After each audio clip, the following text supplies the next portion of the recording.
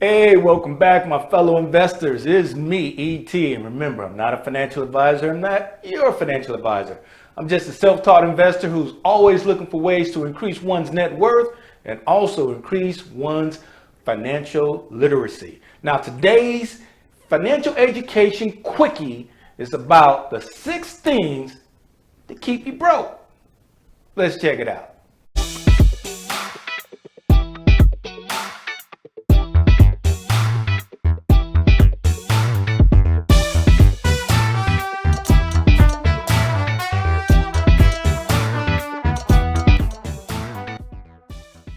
The 6 things that are keeping you broke. And trust me, I've been there myself and I can relate to all of these. There's probably a lot more things that will keep you broke, but these are kind of the most common things that we can all relate to. So the very first thing up here is debt. I'm not talking about, some people say there's good debt and bad debt. I'm talking about the stuff that's labeled as bad debt. I'm talking about consumer debt, credit cards. Nothing wrong with credit cards if you're responsible. Are you paying your credit card off every month? If you're not, you're being, number one, taken advantage of, and number two, it's bad money management. You should not be carrying on your credit card a balance and paying interest on that. Most of your purchases on that credit card is going to be for non-asset items. Don't want to do that. So debt. Number two is a lack of financial literacy. All right. Lack of financial literacy can come to a couple of things. Now, number one, just not knowing. And number two, you don't want to know. You can care less about it. But financial literacy is just as important to pulling yourself out of a financial situation, because you need to know whether or not you have positive cash flow. You need to have a budget. Yes, you need to have a budget. And yes, you need to also know, what is your net worth? How do I determine my net worth? Those are just some of the very basics of financial literacy. All right. You can find out just like that. It's not a secret and it's not hard to find out. But a lack of financial literacy is contributing to keeping you broke. Adjusting your lifestyle to your income. As your income starts to increase, so does your lifestyle. All right, I got a good job, and guess what? I got a promotion. I'm going to go out and buy a bigger house and buy another car. Okay, I'll buy a luxury car. One of the things we have to do here is adjust. I get it. You want to reward yourself, but you know what? Live on, if you've got a huge bonus, take a huge percentage of that, save it and invest it. All right, then kind of live off the rest. But whatever you do, as you start to do this, don't increase your debt just because you've increased your income. All right. Number four, focus on today only. I've heard some people say, well, tomorrow will take care of itself. But you know what? And all of a sudden, when tomorrow comes, you're knocking on my door, blowing up my cell phone, asking for money. That doesn't work, guys. No, tomorrow. Stop focusing strictly on today. Yes, we have to get through today. But when it comes to having money, you never know when an emergency will pop up. Eventually you will get to the age where you're going to have to retire. You're going to get to the age where employers are not going to want to employ you because of your age. And at that particular point, what are you going to do? You have to think about tomorrow for your sake, for your kids' sake, for future generations' sake. Think about that. All right. The company you keep. All right. Who do you hang out with? What do you guys talk about? It's all you talk about is sports, women, and whatever. And you don't talk about money, ways to increase your net worth. If you're not talking about, hey, well, these are some of the investments I'm in, here's some of the mistakes I made financially and so forth. If you're not keeping that type of company, you know what? As they say, birds of a feather flock together. If you broke, living from paycheck to paycheck, and they're broke, living from paycheck to paycheck, you guys need to change your company. Find somebody where you want to be financially.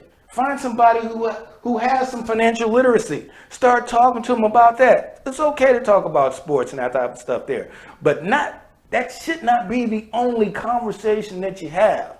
We need to start talking more about financial literacy, increasing one's net worth, and just anything dealing with finance. Talk about credit. Yes, we say it's personal, but start talking about it. Ways to increase our credit score. You gotta look at the company that you keep. All right? And spending blindly without a budget or purpose. The quickest way to really go broke and really live from paycheck to paycheck is to nickel and dime.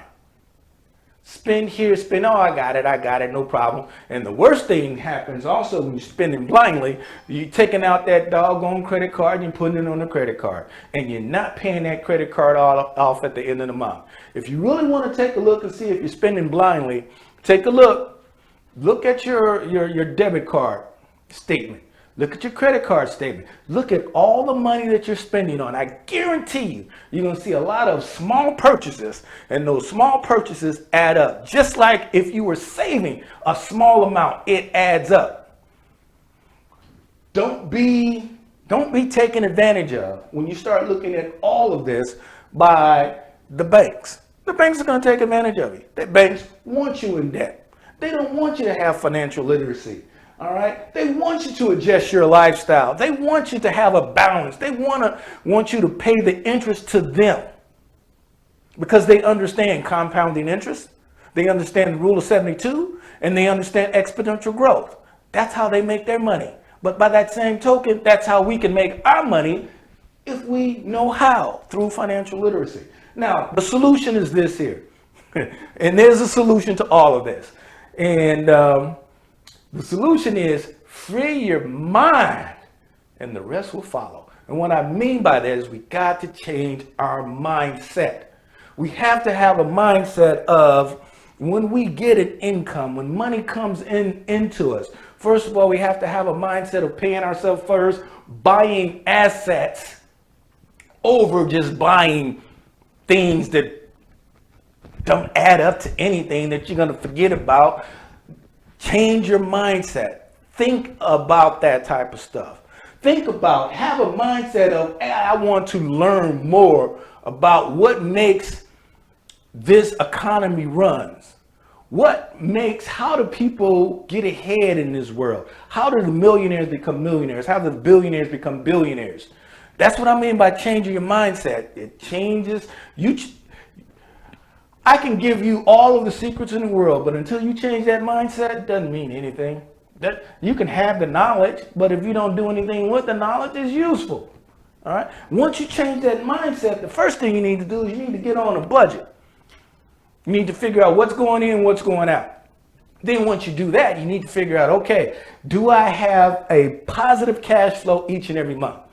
Do I have more income coming in than money going out every month?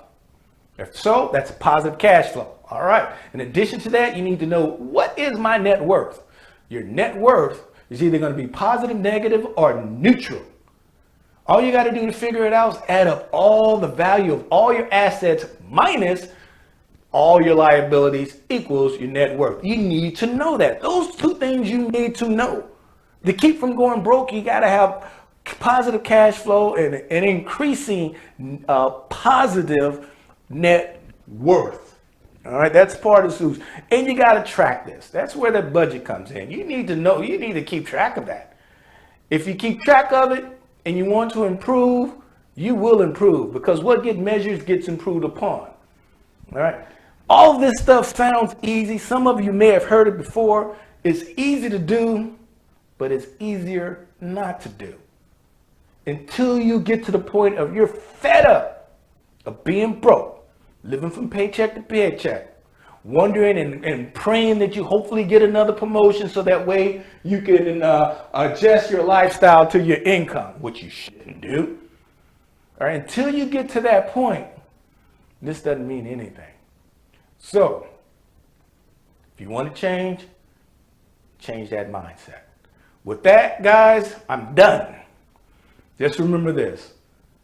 All right, save, invest, and apply what you know, because knowledge is not power. It's the application of knowledge is power. I'll see you guys in the next quickie video. Take care. Bye-bye.